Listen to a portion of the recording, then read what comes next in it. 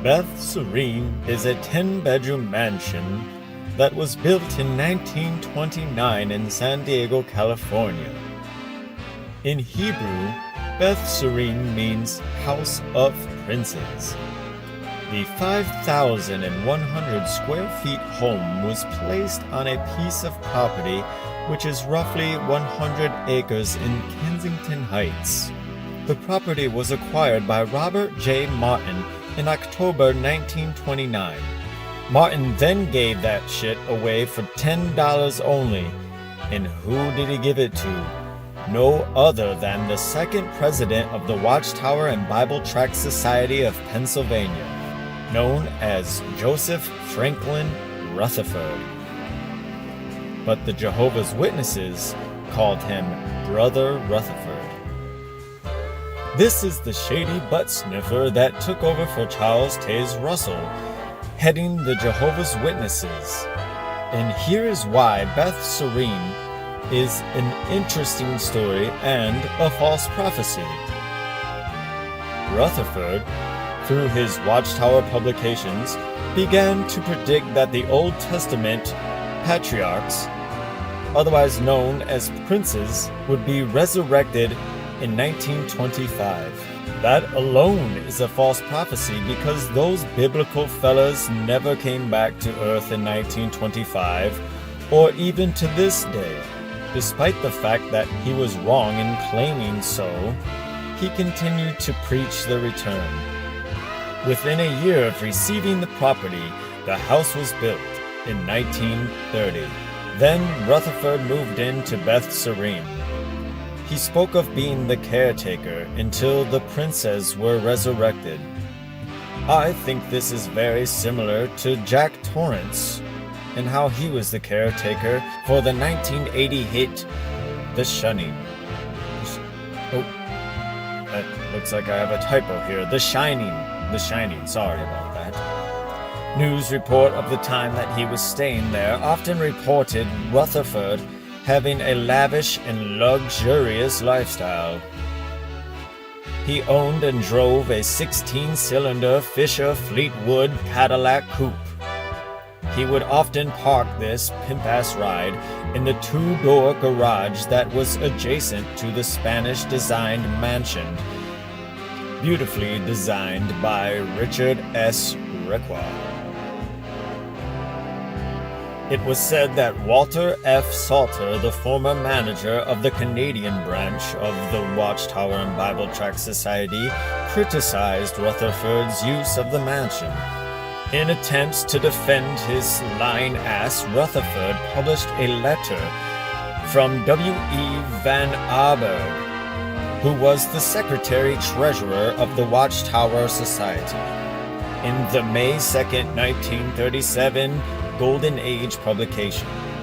The letter, in a nutshell, went on to say that not 1 cent of funds used for Beth Sarim and the Cadillac were taken from the Watchtower Bible Tract Society's donations or funds, and he stated they were all gifts from friends.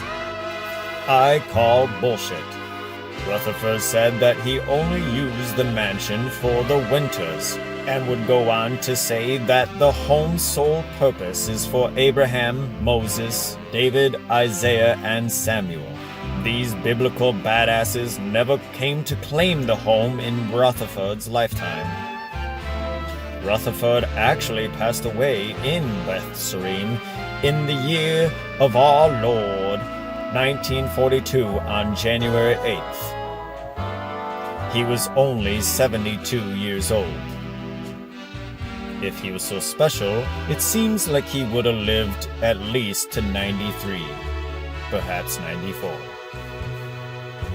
and a half. Rutherford's burial was delayed significantly for 3.5 months, making his body extremely stinky. This is because of legal proceedings that came from his dying wishes. His wish was that he be buried at Beth Sarim. The Jehovah's Witnesses collected over 14,000 signatures on a petition in hopes that it could seal Rutherford's dying wish. Ultimately failing, Rutherford's body was then taken back to Brooklyn. He was buried in Staten Island on April 25, 1942. Some people think that his creepy self was secretly buried on the property of Beth Sarim. The reasons to suggest this as are as follows. Does that make sense? What kind of wording is that? His exact grave is unknown because it is unmarked. A peculiar situation for someone who was in such a prestigious position and looked up to by hundreds of thousands of people. After his death, the Watchtower Society maintained the property until it was sold in the year 1948. The Watchtower abandoned the belief that the princes would be resurrected in 1950. The house of Beth Sarim is now privately owned and is designated a historical landmark by the city of San Diego. Quick little fact, San Diego also means a whale's vagina. In closing, this is clearly a perfect example of one of many false prophecies put forward by the Watchtower Bible and Tract Society, also known as the Jehovah's Witnesses. My message to you is simply beware of false prophets. This is the XJW Kid, wishing you a wonderful life. Thank you, and good night.